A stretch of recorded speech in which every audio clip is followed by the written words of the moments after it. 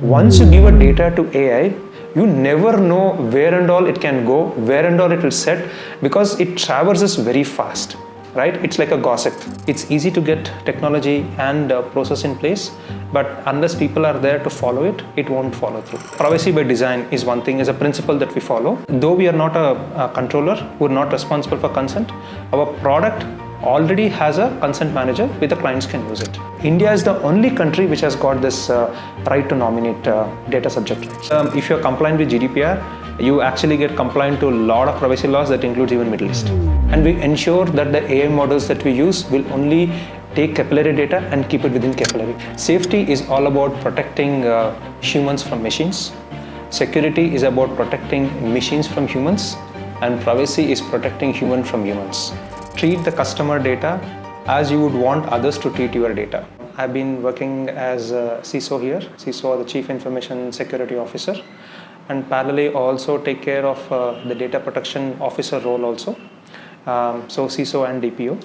I've been in this organization for past 2.5 years, and I've been responsible for the compliance part and started new initiatives for taking care of the cloud security, application security, right? And also partly on the physical security side. So overall, my team is around 6 members, and we ensure that the security posture of the company is always great, and for that the required security program is what we run.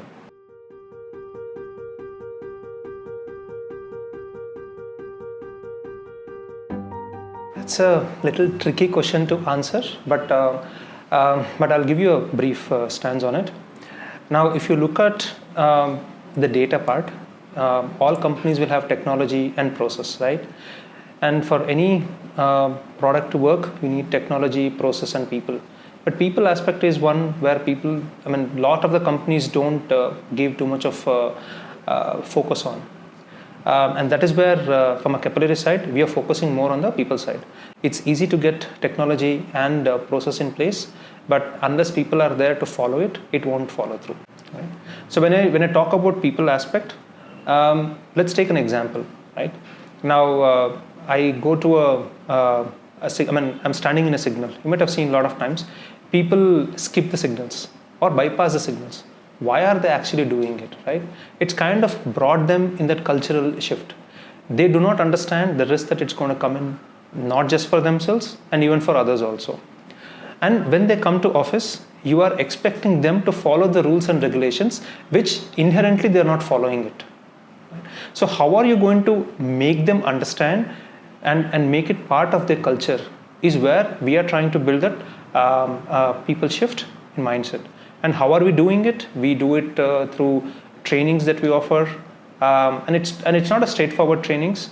We conduct quizzes, we conduct posture checks, we conduct games through which we are trying to inculcate that habit within themselves. So it's not just from work, even outside work, they get this mindset, and when they come to office, they don't have to literally follow the rule set. So they're already in that group.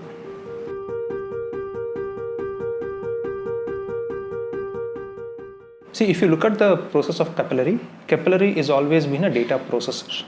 That means we do not interact with the clients directly. We are a B2B, right? The end customer, we never interact with the end customer, and privacy is all about capturing their consent or making sure that they're aware of why we are taking their data. How do we make sure that our clients, who in turn will convince their customer that we are the right platform to do that? So what we do we give a couple of tools that come default, right? Like privacy by design is one thing, is a principle that we follow. With that, though we are not a controller, we're not responsible for consent, our product already has a consent manager where the clients can use it, right? The second part is the data subject access rights is something that is very critical for any client to follow. Because any privacy law, these are some of the musts that needs to have it. We give it out of the box, right? We want to do right to modification or right to delete. The client can themselves do the self-service on behalf of their customers. So these are some of the options that we provide. Now, just with this, they will not be convinced that, okay, Capillary is the right platform. These are tools. But how do you ensure that the data that they're sharing with Capillary is always secure? We ensure that there is a security architecture that we publish. We have a layered architecture, and all of these things are validated through our ISO 27001 or PCI DSS 4.0.1, and we also kind of undergo a SOC 2 type 2 assessment, and we share these reports with the client. And we collaborate with the client to make sure that they're comfortable with the security architecture, security posture, and that's how we build the trust with them.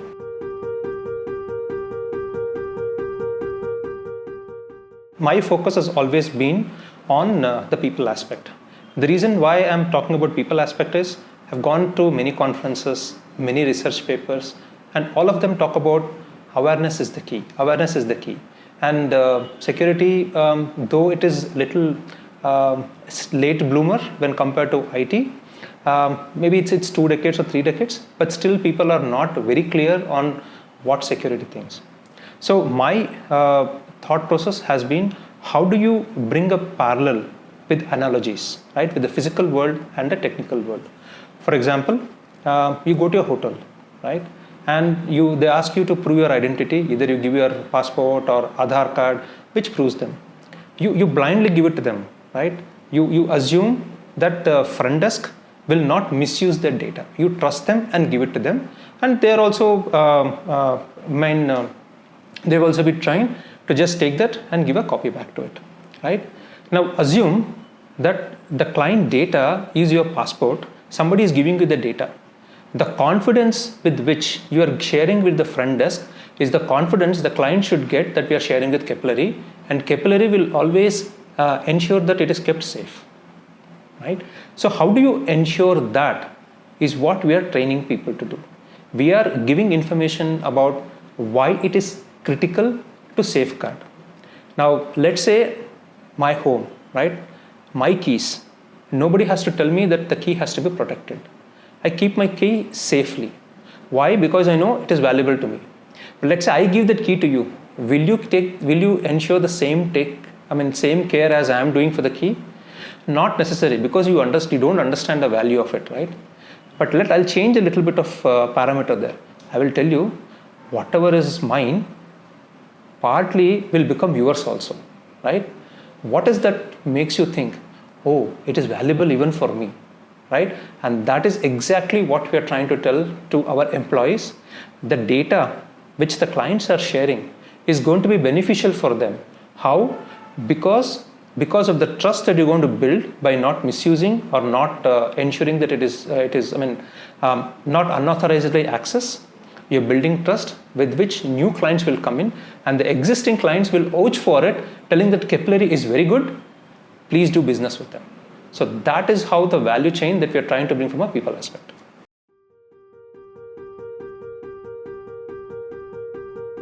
The first answer which is talked about, subconsciously it has to come into your mind, right? When it comes into your subconscious mind, nothing becomes fatigue. You might go out of house, but each time you go, you lock and go. You ensure that it is always locked. You never keep it unlocked. It doesn't matter, it might take extra effort, but you'll still do and go. Why? Because it is imbibed in you that I have to keep it secure. I have valuables in it. I have to keep it secure. That subconscious things, once it gets imbibed within an employee, the fatigue will not come into picture. The fatigue will come when you're forced to do something. But here, you are changing the mindset itself, that it is not something forcibly you're doing it, but by nature you're doing it. So culturally, India has been very open with their personal data. There was nothing called a concept of personal data, right? My neighbor will know more than my parents will know about me, right? But that's a culture that we have brought, which is like open discussion. Now suddenly you tell them, no, your data is very important, you protect it. They may not understand it. Why am I doing it? I trust my neighbors, or I trust my people with whom I'm doing it. How will they misuse it, right? So making that shift is going to be a little longer journey, and the training for it has to be little different. You will have to bring up the cases where the frauds has happened with somebody sharing their personal information, and then your training has to be very adaptive to that. The use cases has to come like that. But when you look at US and or Europe, the average awareness of a person is little higher, because culturally they have been thought about safeguarding their privacy, safeguarding their personal items, right? For them, the training has to be different because they already know the concept. You don't have to go in and talk about how the misuse will happen or what is the impact of the misuse. I would make a one-liner statement for this. Treat the customer data as you would want others to treat your data.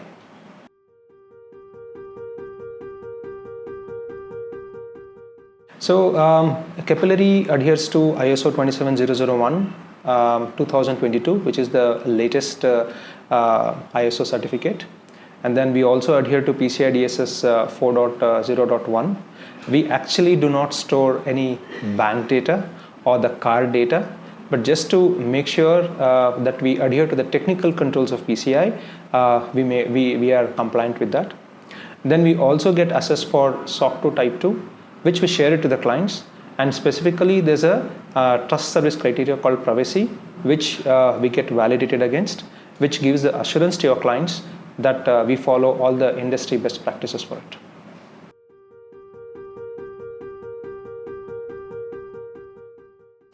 So one of the major principle of all privacy laws is collect only that much of data which is required for your processing purposes.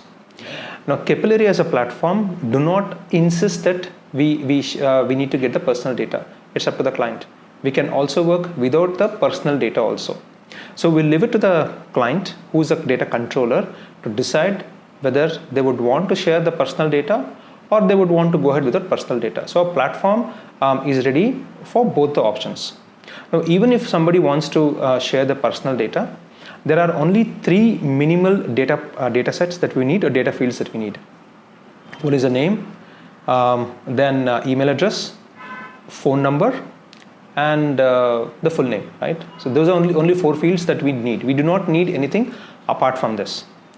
Now, as a platform level, some of the clients might want to share more personal data for their own reporting purposes, which Capillary may not need it. So what at a platform level we have provided is for them to mark those fields as PII, which get masked even while processing or from reporting or even from viewing. That way we ensure the data minimization, which is a principle of privacy. Capillary adheres to it fully. Next comes data governance. What do you mean by data governance, right? Once we have received the data from the client, how do we manage the data life cycle of it, right? So the principles of any privacy law, for example, are four. One is ensure that you have got a consent from the user whose data you're using and make them aware for what purpose you're using it. That is the first one. The second one is once you have received the data, how are you going to protect it, right? Make sure there has not been any unauthorized access, ensure that it is always safe with you. The third portion is about once your work is done, how do you delete it, right? And the fourth one is about the subject rights. Let's say I want to modify the data that is there, I want to withdraw my consent, how do you provide all of those things? These are the major four principles of privacy, I mean in a broad concept. From a governance standpoint, we ensure that all these four principles are adhered to it or looked into it. First, coming to the consent manager, as I mentioned, we provide tools for the controller to get the consent and we manage it and we respect that. If somebody has opted out of a consent, we ensure the communication doesn't go to them. So that's how we adhere to it. The second is to keep the data safely. We ensure that all the security standards are followed through or the compliance standards are met with that. We ensure the data is always kept safely in an encrypted container. Only the required people get access to it. And third is the disposal. We ensure that once the work is done, we dispose of the data securely so that the data is not available for anybody. And fourth is the data subject rights. That means if somebody wants to edit it, we provide again tools within our platform wherein they can come back and request, and their requests have been enforced or serviced. So at Capillary, we are very conscious what is the training data that we give it to the AI models. We evaluate the AI models with respect to are there any biases, are there any preconditional settings that is happening, and then we use that model. One of the risk factors or one of the risk assessment that we do is, if you take a model, if I train a data, does it go and use or transfer the data outside of my company? Is it going to include into its own training data which is got from other public sources, or is it going to keep only for Capillary? And we ensure that the AI models that we use will only take Capillary data and keep it within Capillary. It will not club it with other things. That is one part. The reason is, let's take an example. You might have gone to a loan application, right? And then now it's all AI based decisions. You may not get a loan.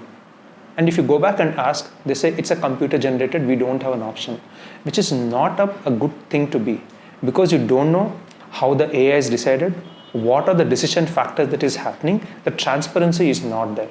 We do not want to be in that position for Capillary. In Capillary, any decision that is made, we are able to trace back exactly why the decision was taken, and that is the capabilities of AI we are building into it. We want to have the transparency built from the start itself.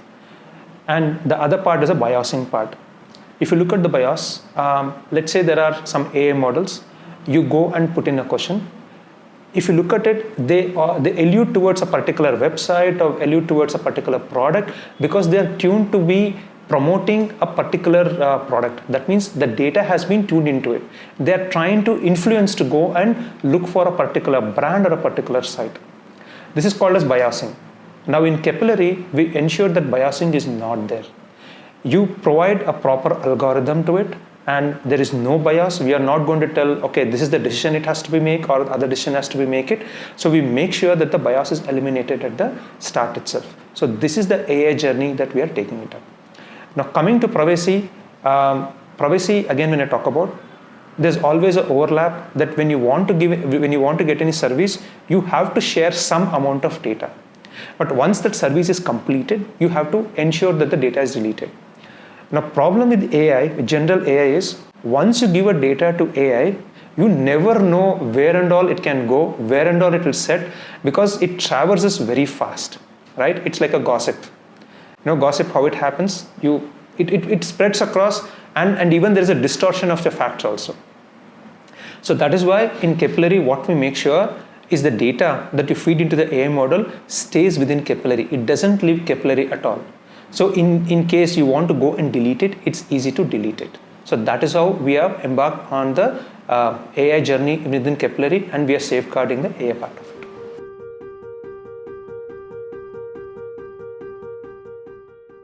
So from a privacy standpoint, all the different countries are becoming stricter with their rules.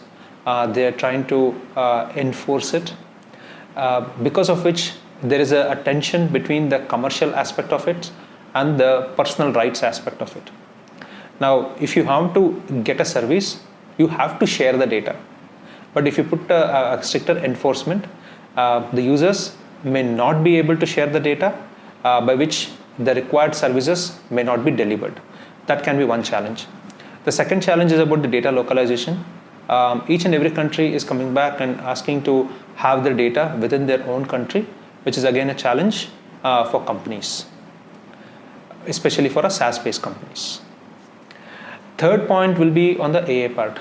Now, predominantly every service or every product is using AI. Now, governments have started enacting rules on AI also. Now, we do not know how stricter it is going to be. If it becomes more strict, then some of the AI capabilities that we have within our product probably will have to change the way the services are delivered, the way the output is given it, or we might have to altogether look for an alternative. So that is still evolving. That can be one of the challenges.